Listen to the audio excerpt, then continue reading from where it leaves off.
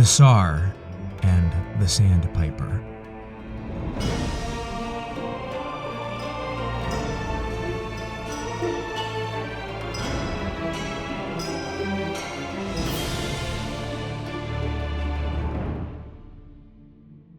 A long while ago, it is impossible to say how long, when the land of Novgorod was like an infant, there lived a young man named Ivan.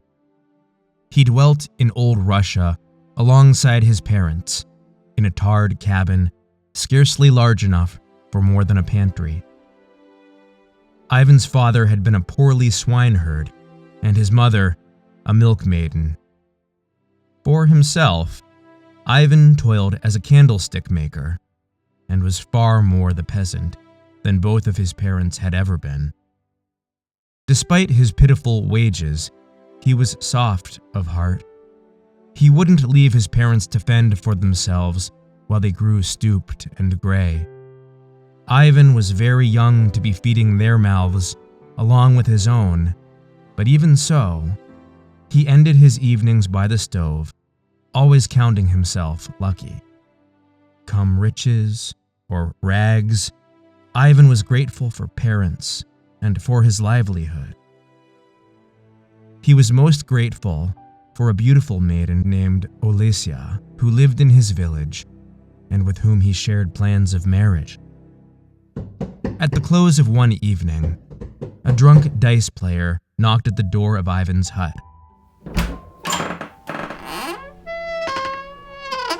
The stranger stood a few feet from Ivan's doorpost, trembling beneath high, snow-matted trees. Ivan's heart softened quicker than a brown bear pawing a fish from the Volkhov River. He didn't grant wind chance to make even one more moan before he whisked the poor bibber inside and set the table with cakes and candles and with several stoppered bottles of Meduvka. He didn't demand a single ruble for the lodging. The stove was soon roaring, and the two young men were talking like womb friends. The dice player's whiskers were wet, and his lips loose, when Ivan asked, "Where do you travel from?" The dice player said, "I came from the kingdom of thrice and 70, commonwealth twice 11. It is a realm where the rivers run with gold, where the fallen acorns are gilded with silver, and, when the squirrels chew into the nut's center, they break their teeth on kernels made of emerald. In that land lives a Czar. He can make even a peasant wealthy, though you must prove worthy of his riches." Ivan frowned. "I see the sad condition of your Svitka coat, and the rips in your Nevershnik tunic. You're peerless in your poverty. Surely this Czar cannot be so great as you say." The dice player's eyes lowered, and his cheeks blossomed. He said, "The Czar is a harsh man. I proved unworthy of his wealth after 3 years dead. I was banished from the kingdom of thrice and 70, the commonwealth of twice 11. My misfortunes have made me fond of drinks and dice." The man took out a gusli and picked a sad song from the strings. The music lifted, the fire popped and spat, and before long, Ivan fell into a sleep that was deeper even than the Baltic Sea. Now, some with an ear to this tale may ask me, how do you know these things? I tell you, I was told by someone very old who was there. When young Ivan woke, the table candles had dribbled into stubs, and the dice player had left. There were 2 leaves of parchment in the empty chair. One, a short letter of thanks scrawled in stove charcoal, and another, a many-creased map that marked passage to the kingdom of thrice and 70, the commonwealth of twice 11. Ivan stowed the map far back on the lowest shelf of his pantry and dismissed it for many months. As day rolled into day, Ivan's parents grew frailer and required expensive medicines regularly. Ivan took stock of his dwindling purse as he thought about the price for an engagement ring. He began to think about the Czar who could make a poor man wealthy. He mused to himself about the kingdom of thrice and 70, the commonwealth of twice 11, and about how there was clearly magic hidden in the name. On the coldest night of winter, when wind lisps its darkest secrets through the limbs of frozen trees, Ivan set his mind in stone. He would not live a single day longer as a pauper. The moment the sun rose, he closed his candle shop, brought his valuables to market, and purchased a well-worn sleigh. He said Das Vidanya to his parents. He bid farewell to the domovoi spirit that lived in his family's stove, and when he reached the hut of his precious Olesia, the pair exchanged a tearful goodbye. I will return a rich man in a year and a day, he told her. By then I will know the secrets of the kingdom of thrice and 70, the commonwealth of twice 11, and I will be rich besides. Ivan followed the map through many dusky forests, through crackling frost and onto snowed-over roads, until he reached Land's End. He traded his sleigh for passage aboard a bark vessel, and the ship winged many miles along black, snow-flecked brine. By the time they reached the shores of thrice and 70, Ivan was worth less than righteous Job in his darkest hour. The rivers, he found, did not run with gold, as the dice player said. The acorn shells that fell to the ground were not silver-gilded, nor were their kernels made of emeralds pure. A heavy silence hung over the kingdom. At the center of the island stood many onion-domed buildings, cracked with wear, some of them crumbling. Further into the courtyards, and Ivan could see regal men milling about, all of them dressed in fox furs and embroidered Oshurelia collars. Their clothes, though spectacular, were more worn than Ivan's own garb after months of travel. He found a castle made of crystal, glass, and silver in the absolute center of the island. Two men stood guard at the entrance archway, both with high, pointed eyebrows and dark, curled beards. They said nothing as Ivan crossed the threshold. A spiral of stone-cut stairs stretched before Ivan. The walls grew rougher, more rocky, as Ivan forged downwards, until he found himself in more of a cave than a castle. At the staircase's last step, Ivan saw the Czar, and knew that his dice player had been at least partially honest. The Czar stood before him in flowing robes and a high, curved cap.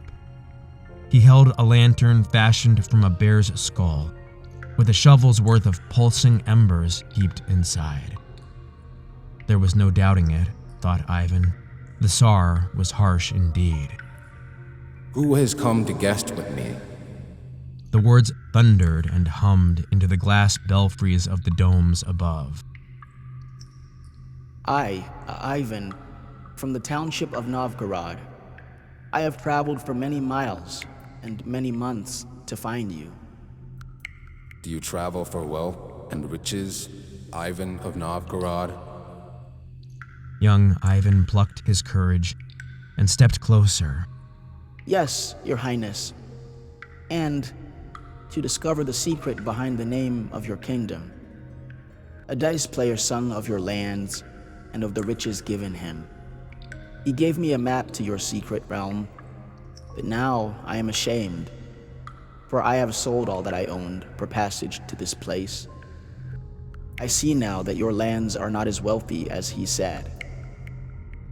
The Tsar's eyes twinkled, cold as stars. As it is said, not all is gold that shines. He led Ivan up into a courtyard that looked like it had been abandoned for many years. Several large spoon-billed sandpipers drifted into the courtyard's center pond. The Tsar plucked one of the birds from the water and bid Ivan open his purse. Before Ivan's very eyes, a stream of gold pieces fell from the sandpiper's thin bill. I have unmeasured riches to bestow upon the worthy, he said. Yet the last man that I blessed was foolish with my gift. He could not pay his debt, even given 3 years' time. Ivan trembled. Merciful sir, I am honest and serious of mind, and I do not know that I could repay your generosity even after 5 years. The Tsar twisted his black beard. Ivan of Novgorod, could you repay me if I doubled your debt span? Could you repay me in 10 years? Ivan's eyes watered, and he stooped into a bow. Hi, Tsar. I quake to admit it. Even given 10 years, I am not sure I can repay you. But I am an honest man, if nothing else. The Tsar's face was still as Kossovite rock. He spoke, deep and low. Suppose I were to double your debt span a final time. Could you repay me in 20? Ivan straightened his shoulders and looked into the Tsar's obsidian black eyes. Come the end of the motherland, sir, I will make my fortune, raise my family, and return in 20 years to repay what I can. You have an honest man's word. The Tsar's smile was wide and sharp. Go then, Ivan of Novgorod. Make your fortune. Gain wealth and wisdom. Come back in 20 years with a secret worth the keeping. And I will even tell you the hidden heart of the words thrice and 70 and twice 11. The Tsar blew over the sandpiper's eyes, and immediately the creature was transformed. Its feet turned to diamond, its wings to gold. Its back changed to ruby, its beak to silver. The Tsar handed the sandpiper to a disbelieving Ivan, who was now rich beyond all his night dreams together. Now, some with twice the ear for tales may ask me again, how do you know these things? I tell you once more, I was told by someone very old who was there. The way back to Novgorod, through salty sea, over jagged mountains, across strange villages with sharply tinted roofs, was no easy journey. But, in a year and a day, he stepped from a sleigh trimmed with golden suns and dragons, embracing Olesia and his parents in turn. He sold the sandpiper's feet to a diamond cutter, its ruby back to a jeweler, and its silver bill to a metallurgist. He took the wings to a goldsmith who forged them to wedding bands, with gold enough yet to jingle his palms. From that day on, Ivan's new-won wealth had no equal in all of Novgorod.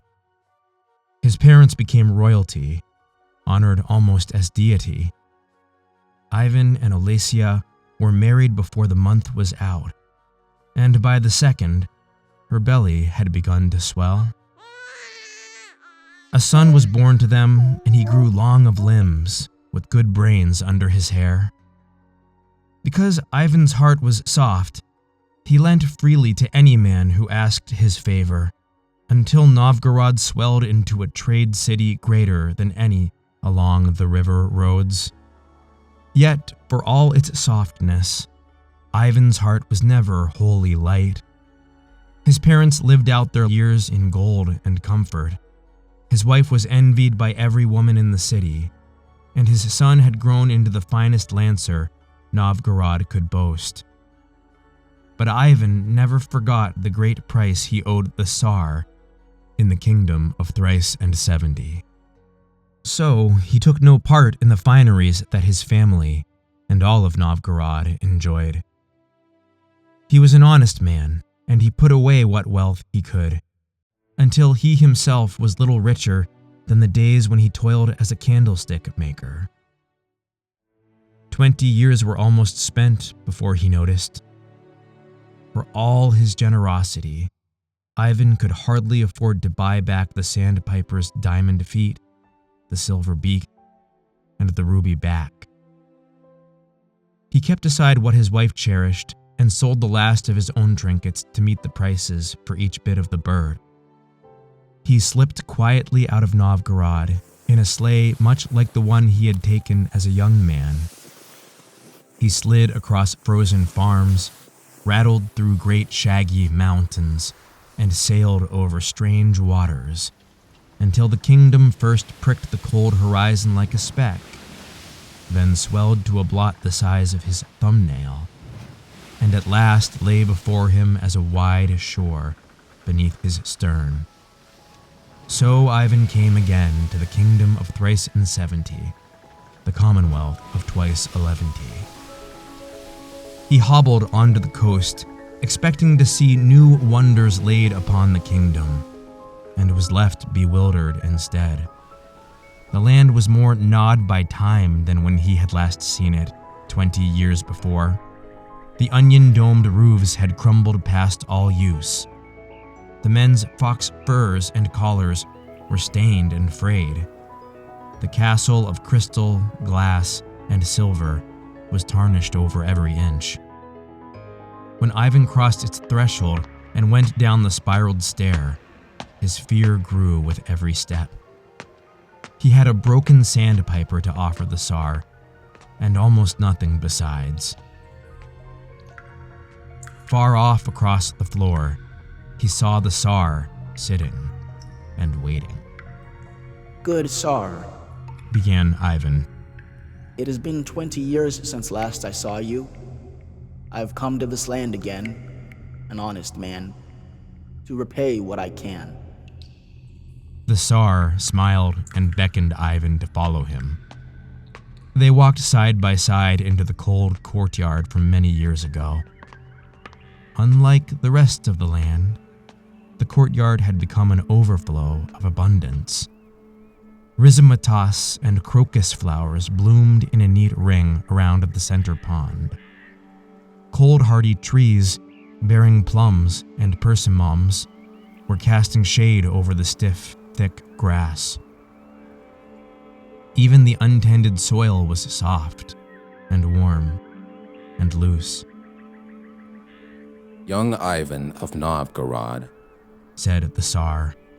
honest and serious of mind, has your fortune grown in 20 years? Ivan stared down at the curves of his boots. Not particularly. In some ways, I am poorer than before. I am married, and I have raised a son who is hardy and strong, as old as I was when last we met. I have loaned great sums to many men, some who have repaid me, and some who have not. I suppose I am not much better than the dice player, in the end. His eyes flickered up to the Tsar's. Ivan held out the sack of rough cloth and loosed the string. The unjoined Sandpiper pieces slid out alongside what was left of its wings, and a small hill of grivnas, ducats, and rubles. The Tsar looked at the heap and asked, Tell me, Dador, have you been lucky to live this way? Ivan's jaw tightened, then trembled. Yes, great Tsar. He said at last. Luckier than when I was young and crafted candlesticks. My parents have eaten well. My wife has not gone to rags. My son rides out in honor. My city has grown fat on my lending. My heart has never been light, but their table has always been full. If that is not luck, I do not know what is. The Tsar clapped his hands for joy, for Ivan had brushed against one of the world's great secrets without knowing it. He stooped to Ivan's ear and murmured the meaning of his realm, thrice and 70, twice 11. And that meaning is Ivan's secret to this day. At last, when a quiet peace lay between them, the Tsar gathered the pieces of the Sandpiper. At his touch, the crystal, gold, silver, and ruby sprang together as one. He breathed once over the bird's glassy eyes, and it was feathers again, hollow bones, a heaving breast, a small heart drumming fast. As it is said, Murmured the Tsar. not all is gold that shines. Ivan laughed, half revelation and half amazement, and the two of them let their chuckles trail. Then the Tsar opened his hands and watched the spoon-billed Sandpiper fly up, free, into a wide, white sky.